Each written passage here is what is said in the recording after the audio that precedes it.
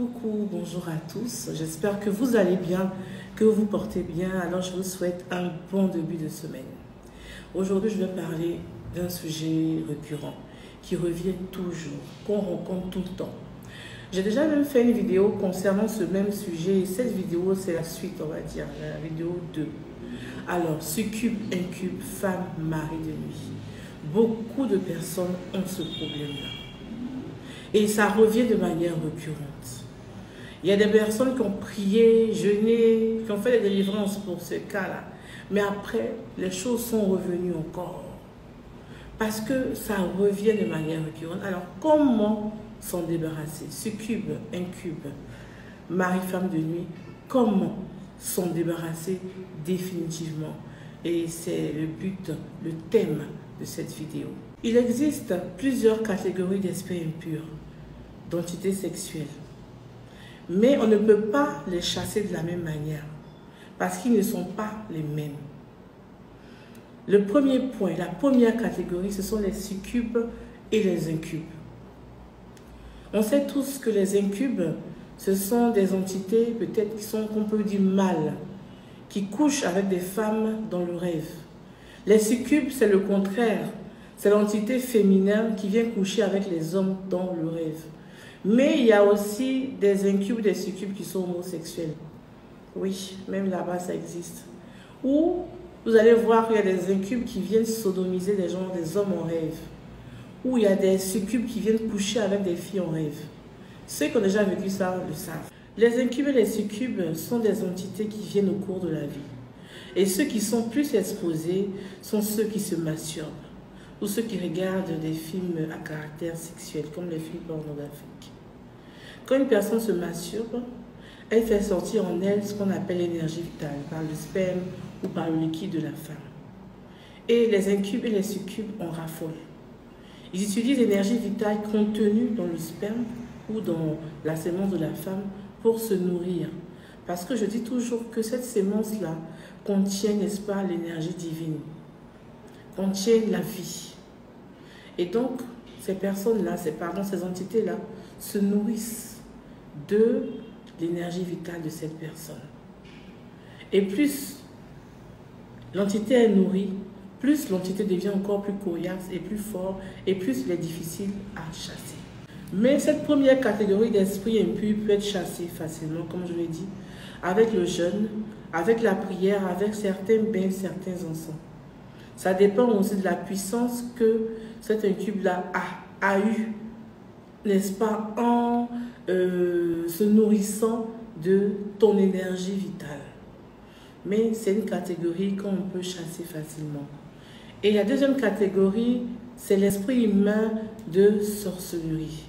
Cet esprit humain de sorcellerie, il est un peu plus complexe et un peu plus difficile à chasser. Parce qu'ici, on n'a pas seulement affaire, on n'a même pas affaire à une entité ou un esprit, mais on a affaire à un être humain. Un être humain qui se transforme, n'est-ce pas, en esprit, la nuit, pour aller coucher avec une personne, avec son corps éthérique ou son corps astral. Généralement, quand on parle d'esprit humain de sorcellerie, ça veut dire que c'est une personne qui pratique la sorcellerie et qui sait sortir de son corps et qui va coucher avec une personne dans un but bien précis. Dans le but d'abord d'aspirer son énergie vitale, ensuite dans le but de bloquer ses affaires, de bloquer tout ce qui est bénédiction dans la vie de la personne. Je vous explique. Il y a des personnes, par exemple, qui tombent enceintes. Une femme tombe enceinte et la nuit, elle rêve qu'une personne vient coucher avec elle dans le rêve et cette personne éjacule en elle.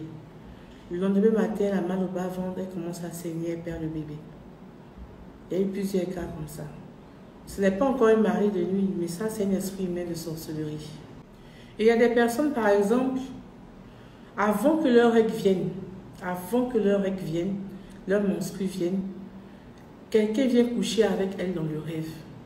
Le lendemain, les menstrues viennent. Ça dit qu'elles ne sont pas enceintes par contre. Et il y a aussi des personnes qui ont, par exemple, un concours à passer ou un contrat à signer, une bonne opportunité qui doit se faire. Et la veille ou 2 jours avant, Elle voit dans le rêve qu'une personne vient coucher avec elle. Et qu'est-ce qui va se passer? Quand elle ira signer son contrat ou quand elle ira passer ce concours, cet examen, c'est l'échec. Elle va échouer. Parce que tout a déjà été préparé spirituellement. Donc le but de l'esprit humain de sorcellerie, ce n'est pas venir coucher pour avoir du plaisir, non.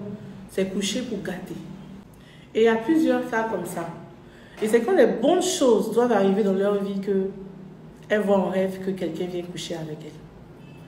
Et ça peut être un visage familier, ça peut être un visage, un ex avec qui vous avez eu une relation, ça peut être le visage de n'importe qui. Mais dans l'esprit même de la sorcellerie aussi, il y a des mariages. C'est-à-dire qu'il y a des cas comme ça où on te dit que ton père t'a marié spirituellement ou ta mère t'a marié spirituellement. C'est-à-dire que ton père ou ta mère ou un oncle ou une tante pratique la sorcellerie et on t'a marié spirituellement. Ces cas-là aussi existent. Pas parce qu'on veut accuser les parents, mais il y a des cas comme ça qui existent. Et vous allez voir que souvent, vous êtes couché et c'est votre père qui vient coucher avec vous en rêve.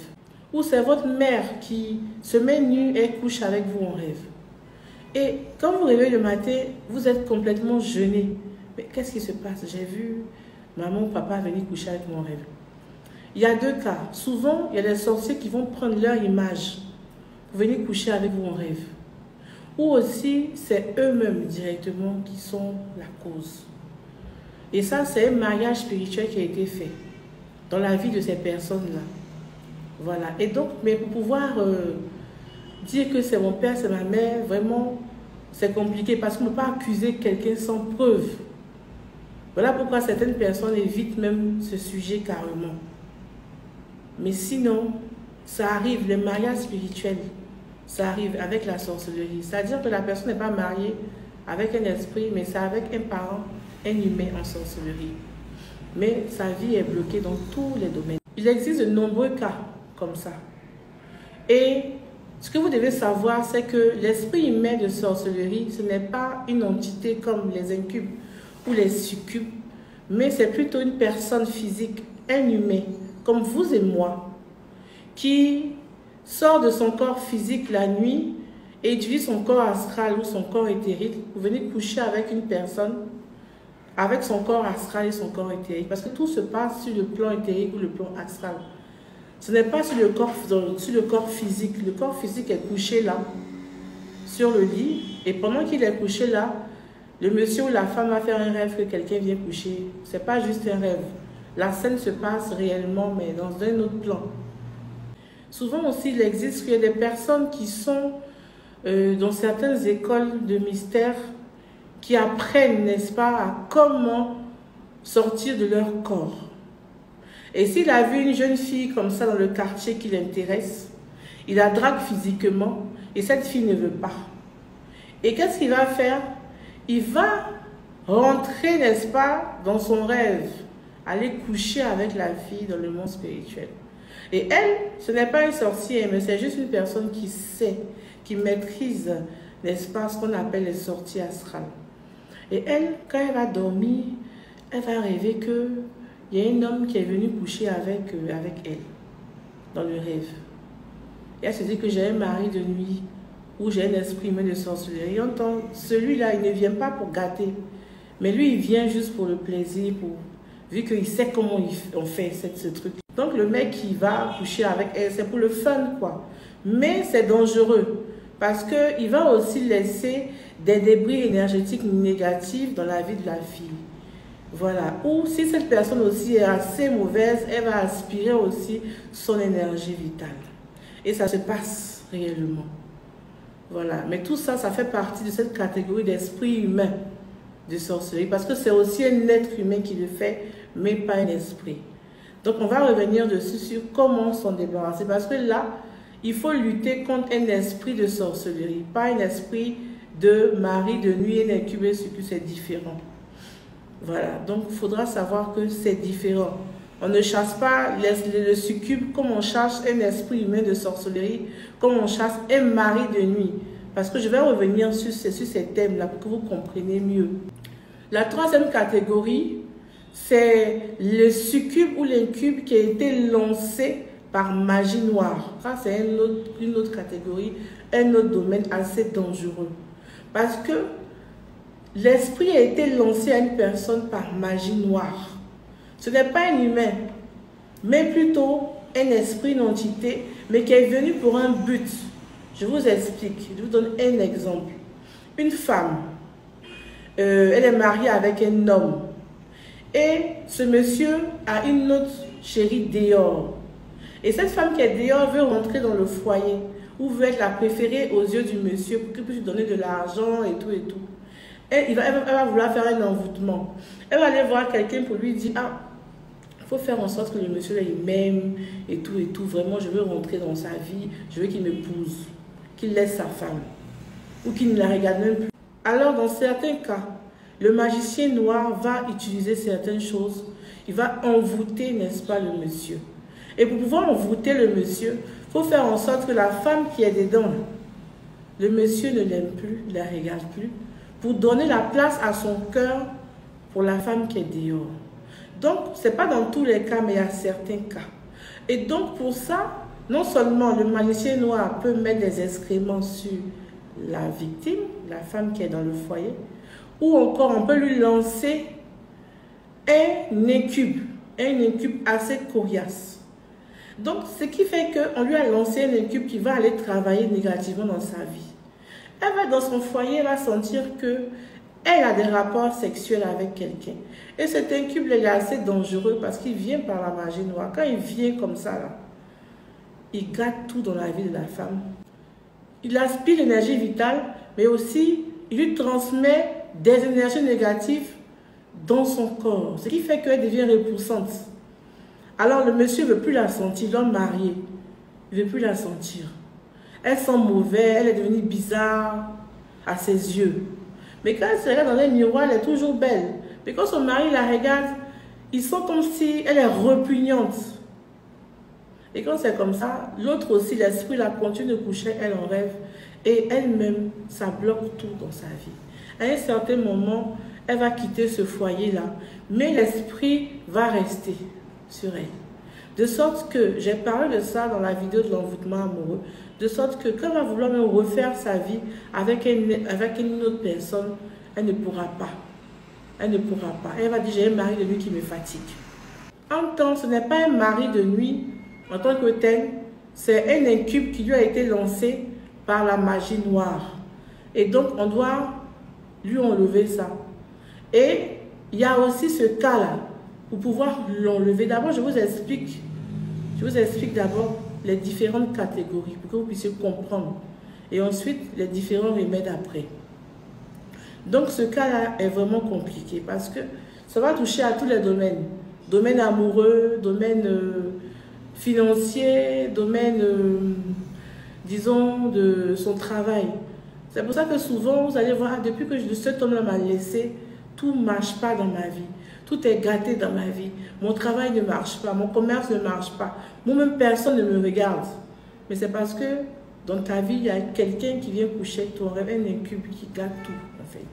La dernière catégorie de cet esprit impur-là, c'est ce qu'on appelle maintenant le mari spirituel ou la femme spirituelle. Et quand on dit j'ai un mari de nuit ou j'ai une femme de nuit, c'est de cette catégorie-là qu'on parle. Ça veut dire que quoi? Quand on parle de mariage, on parle d'alliance. Il y a une alliance qui a été tissée entre vous ou entre vos parents et cet esprit-là, et cette entité-là. Depuis la naissance ou avant même la naissance, il y a eu des choses qui ont été faites. Et cette personne-là a payé, n'est-ce pas, une dot, un cadeau pour pouvoir avoir cette fille-là en mariage ou cet homme-là en mariage. Là, on va parler maintenant de mari ou de femme de nuit. Comment ça se manifeste? Il y a eu des ancêtres qui ont eu des alliances avec certaines entités avant, soit de l'eau, la terre, le feu, l'air. Et ces ancêtres-là ont fait des alliances pour la protection, pour beaucoup de choses qu'ils demandaient. Et dans ce cas-là, au lieu d'offrir par exemple un sacrifice un sacrifice, ils préfèrent donner par exemple leur fille ou leur fils en mariage à l'entité. Et donc, avant la naissance ou après, l'enfant qui va naître, la petite ne sait même pas qu'elle est mariée à une entité. Elle va continuer sa vie tranquillement et à un certain moment, à l'âge de la puberté, cette personne-là, cet enfant ou cette jeune fille-là, va voir qu'elle a des rapports sexuels avec une personne. Souvent, c'est le même visage. Souvent, c'est un visage différent. Mais elle va aussi voir en rêve qu'elle accouche, qu'elle fait des bébés. Et les bébés, elle les voit à chaque fois dans le rêve. Elle voit comme si elle a une vie de famille dans un autre monde. Mais tout se passe en rêve. Mais quand elle se réveille, c'est une vie ici physiquement. Et quand elle s'endort, elle se retrouve dans une autre vie.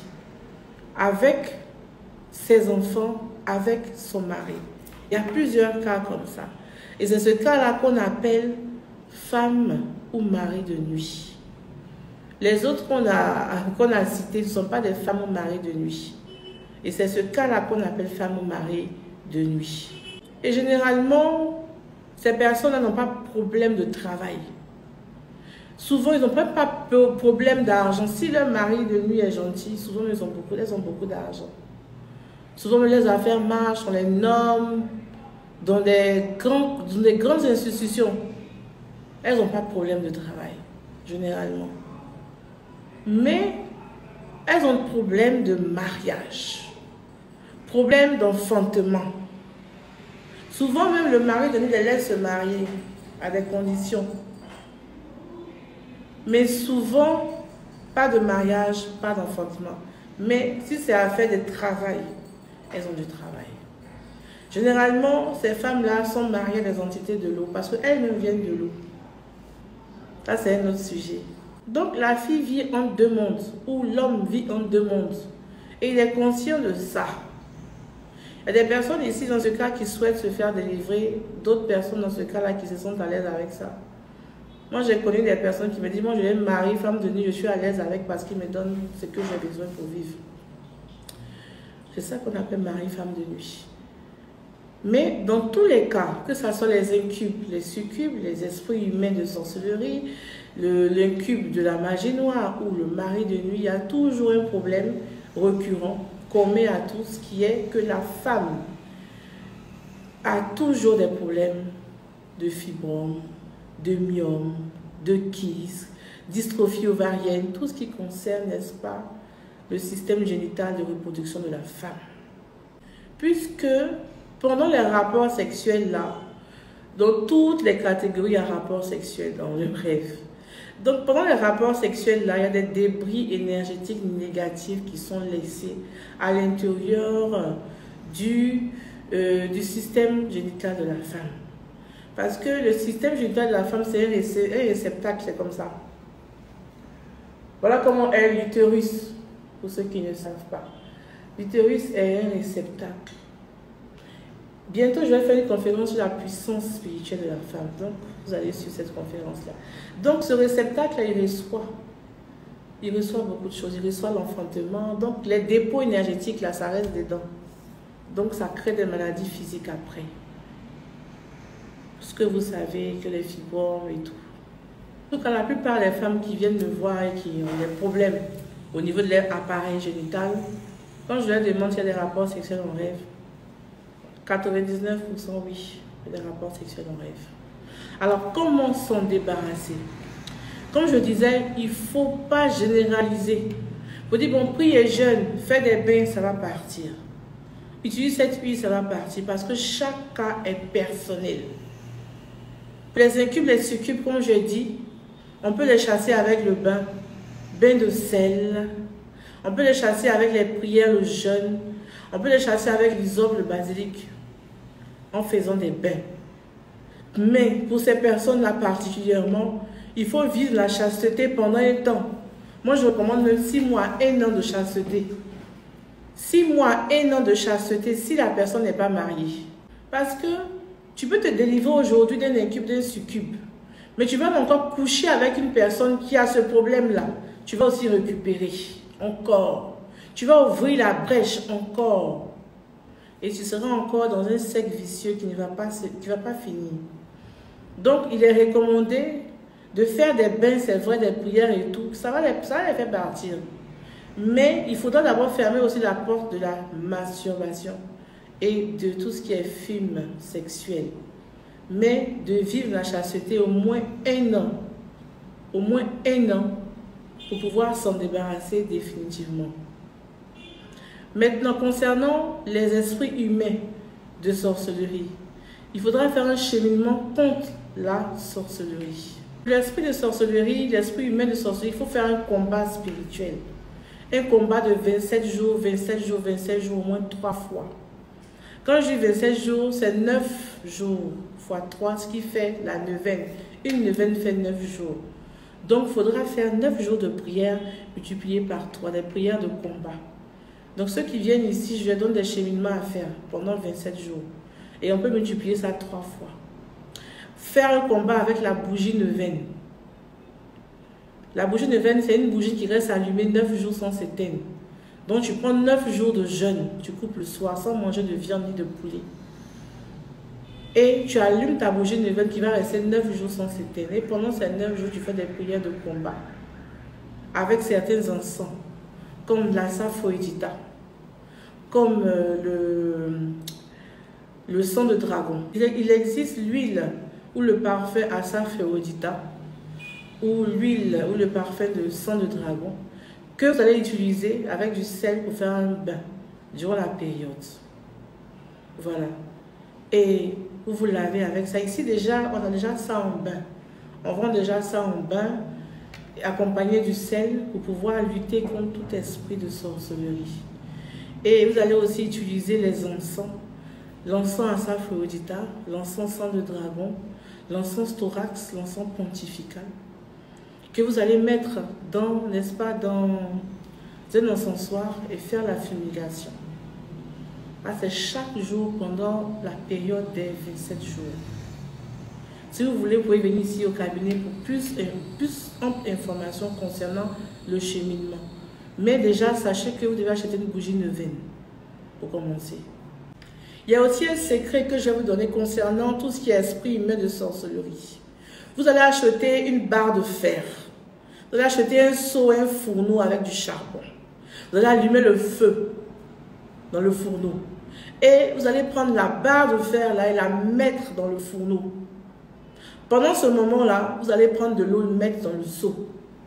Vous allez attendre jusqu'à ce que la barre de fer là chauffe bien et devienne toute rouge. Quand elle est bien rouge, bien chaude, vous faites sortir la barre de fer du fourneau et vous prenez, vous parlez dessus. Je vous ai dit que la parole a une grande force et une grande puissance. Et vous dites, la manière dont toi qui m'attaques en sorcellerie, ton cœur est chaud contre moi. C'est comme ça que je la refroidis. Et vous mettez ça dans le seau d'eau. Vous laissez ça dans le seau d'eau comme ça, jusqu'à ce que ça se refroidisse. Ensuite, cette eau-là, quand vous allez vous laver, vous allez prendre cette eau-là pour vous rincer. Ça, c'est un secret spirituel. Vous allez le faire le même jour. Si vous allez faire ça un mercredi, chaque mercredi, vous le faites 7 fois. C'est-à-dire que pendant 7 semaines, vous le faites. Vous vous rincez avec cette eau-là. Il y a un autre secret qu'on fait dans l'eau pour faire retour à l'envoyeur immédiatement. Mais moi, je n'aime pas faire retour à l'envoyeur. Donc, je ne vous dirai pas ce secret-là. Mais cette eau-là, vous dites de la même manière que son cœur est chaud contre moi, sa colère contre moi, je refroidis. Ça va s'arrêter. Les attaques vont s'arrêter parce qu'il ne pourra plus le faire. Deuxième secret concernant l'esprit humain de sorcellerie, c'est valable aussi pour les maris, femmes de nuit, c'est valable aussi pour les incubes qui ont été lancés par la magie noire, c'est valable. Vous allez écrire une lettre de demande de divorce. Très important. Si moi je suis mariée avec mon mari, je le chasse chaque jour, je le chasse. Il peut partir s'asseoir même en Australie. Mais lui et moi on est toujours mariés parce qu'il y a l'alliance. On a signé à la mairie. Donc, il peut partir, mais il va revenir. Voilà pourquoi est-ce qu'il y a toujours ces problèmes-là. Vous chassez, chassez, priez, priez. Il s'en va. Pendant 1 mois, 2 mois, vous ne le voyez pas, mais un autre jour, il revient. Qu'est-ce qui s'est passé? Si tu ne veux plus de ton mari dans ta vie, tu divorces. C'est pareil, spirituellement, il faut divorcer avec le mari de nuit. Il faut divorcer avec l'esprit humain de sorcellerie. Il faut demander le divorce. Mais si tu fais que le chasser, il va partir, il va revenir. C'est pour ça que ceux qui viennent me voir, je leur demande d'écrire une lettre de demande de divorce. Comment tu vas écrire la lettre? Tu prends un papier blanc. Voilà, on va dire aussi un papier blanc. C'est pas blanc. Tu vas écrire en grand caractère demande de divorce. En haut, tu encadres. Ensuite, tu vas écrire ton nom, moi, par exemple. Moi, Barbeau et tout, je peux ton nom de famille et tout. Né la date de naissance. A, dans la ville où tu es né ou le pays où tu es né. À partir d'aujourd'hui, je demande le divorce entre moi et toi, esprit humain de sorcellerie, ou toi, mari de nuit, ou toi, incube que j'ai eu, que j'ai hérité de la magie noire. Tu demandes, tu dis en fait, puisque j'ai expliqué ici les catégories. Et tu dois savoir qui te fatigue. Soit c'est un incube, on n'écrit pas de lettres. Ceux-là, on peut les chasser facilement. Mais esprit humain de sorcellerie, souvent ils ont payé aussi une dot. Comme j'ai dit, aussi des mariages spirituels dans l'esprit humain de sorcellerie. Donc, tu vas écrire la lettre et tu vas demander le divorce entre toi et cet esprit qui te fatigue. Et tu vas réclamer qu'il te montre le prix de la dot qu'ils ont payé pour t'avoir, pour que tu puisses la rembourser. Il faut bien écrire ça. Après, tu écris toi ton nom, tu signes. À côté, tu mets esprit de sorcellerie ou mari, tu laisses, tu ne signes pas. Et chaque soir, avant de dormir, tu vas prendre ta lettre. Tu t'assois sur ton lit et tu vas demander le divorce à cet esprit qui te fatigue. Et quand tu demandes le divorce, tu le fais avec autorité. Comme j'ai expliqué dans ma vidéo, il faut que ta parole porte dans le spirituel. Donc tu le fais avec autorité et tu visualises que tu es en train de demander le divorce à une personne qui est là, qui écoute ce que tu dis. Et tu lui demandes, montre-moi le prix de la dot pour que je puisse te rembourser parce que j'en ai marre de toi. Je ne veux plus de toi dans ma vie. Je veux te rembourser. Ensuite, tu fais ta prière. Tu demandes à Dieu, Seigneur mon Dieu, montre mon rêve, le prix de la dot, le prix de l'offrande que je dois faire pour me débarrasser définitivement de cette histoire-là. Et tu dors. Et pendant la période de 27 jours, on peut te montrer beaucoup de choses en rêve, soit de l'argent. On peut te montrer soit à manger du riz, du lait, un mouton, un poulet, on peut te montrer quelque chose. Généralement, tous ceux à qui j'ai demandé de le faire, ils ont vu des choses. On leur a montré des choses. Et dans ce cas-là, on te montre ces choses-là. Tu vas aller acheter ce que tu as vu en rêve. C'est toi qui as vu. Tu vas acheter. Tu vas prier dessus. Pour dire que par cette offrande que je donne, je rembourse la dot qui a été payée, qui me lie à cette entité ou cette espèce de sorcellerie. Et cette offrande-là, on va donner ça comme offrande. C'est une étape très importante. Voilà. Il faut qu'on rembourse. Il faut qu'on rembourse la dot qu'ils ont payée. Et c'est surtout pour ceux-mêmes qui ont eu à faire des mariages spirituels avant la naissance. Ça, il faut qu'on rembourse. On va rembourser la dot. Là, vous êtes quitte. J'ai toujours dit que dans la spiritualité, il y a toujours équivalence. La loi de l'équivalence. Ils ont payé quelque chose. Tu vas les rembourser. Et donc, ça, c'est un cheminement qu'il y a à faire. Maintenant, il y a des cas par cas. Il y a des cas qui sont un peu plus compliqués que d'autres. Et ça, on va vous donner juste un bain à faire des encens, mais ça ne va pas faire partie de l'entité. Il faut maintenant faire des travaux spirituels à distance. Ces travaux spirituels-là, il faut qu'on le fasse nous-mêmes, à distance pour la personne. Il y a des prières à faire, il y a des offrandes encore à faire, il y a beaucoup de choses pour que l'entité là puisse la lâcher définitivement, tranquillement, sans palabre. Ça sont des travaux spirituels à faire, qui sont souvent assez dangereux. Mais il faut le faire pour libérer la personne. Ça, c'est au cas par cas, parce qu'il y a des entités qui ne vont pas avec les baies, qui ne vont pas avec les encens, qui ne vont pas avec la prière simplement. Parce que ceux-là, il y a eu des choses, des antécédents qu'on doit régler. Et ce n'est pas une petite histoire. Hein. Surtout aussi pour ceux qui ont la magie noire. Il y a des antécédents qu'on doit régler. Il y a des brèches aussi que la personne a ouvertes, que la famille a ouvertes, que telle a fait. Il faut régler tout ça. Donc souvent, c'est assez complexe. C'est assez complexe. Parce qu'il faut aller jusqu'à la source même du problème pour savoir qu'est-ce qui s'est réellement passé. Vous voyez? Mais en général, sauf des cas assez particuliers qui sont compliqués, en général, avec tout ce que j'ai dit, l'esprit part. Surtout quand on lui repousse sa dot. Puis surtout quand on proclame le divorce spirituel. Il y a des prières de divorce spirituel pour proclamer le divorce spirituel. Il y a un dernier bain à faire à la personne. Après avoir fait l'offrande, il y a un dernier bain à faire. Soit moi-même je le fais, soit la personne le fait. Mais il faut qu'on dise que tu es maintenant légalement divorcé comme cet esprit-là. Mais pour arriver à ce stade, c'est un cheminement qu'il y a à faire. Voilà. Alors, je vous souhaite de passer une très belle journée.